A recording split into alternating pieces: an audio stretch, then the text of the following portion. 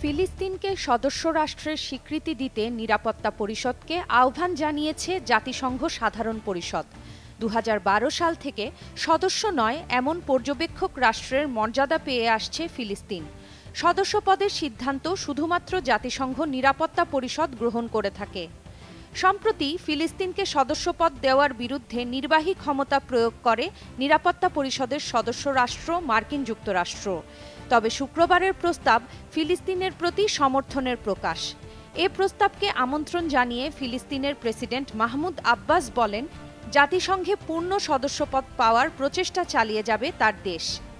এদিকে জাতিসংঘে ইসরায়েলের দূত গিলাদ এরদান সাধারণ পরিষদে দাঁড়িয়ে বলেন, একটি সন্ত্রাসী রাষ্ট্রকে স্বীকৃতি দেওয়া হচ্ছে।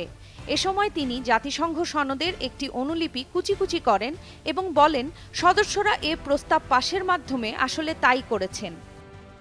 এটা আপনাদের আয়না, যাতে আপনারা দেখতে পারেন আপনারা জাতিসংঘ সনদের কি দুর্দশা করেছেন এই বিধ্বংসী ভোটের মাধ্যমে।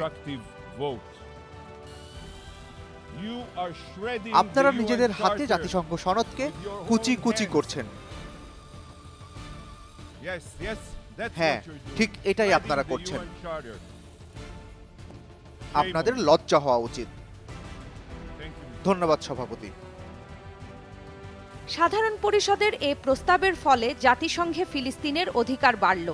এখন থেকে বিতর্কে পূর্ণ অংশগ্রহণের পাশাপাশি আলোচনার বিষয়বস্তু পেশ ও বিভিন্ন কমিটিতে প্রতিনিধি পাঠাতে পারবে দেশটি।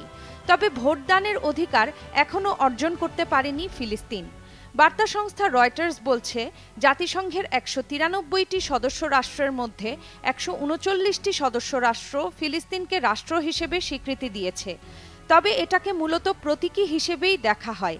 পশ্চিম তীর ও গাজা উপত্যকাকে ইসরায়েল অধিকৃত হিসেবেই বিবেচনা করে জাতিসংঘ। জাতিসংঘ নিরাপত্তা পরিষদের ক্ষমতাধর সদস্য যুক্তরাষ্ট্র স্বাধীন ফিলিস্তিন রাষ্ট্র সৃষ্টিকে সমর্থন করলেও ইসরায়েলের সঙ্গে সমঝোতার মাধ্যমেই তা হতে হবে বলে মনে করে।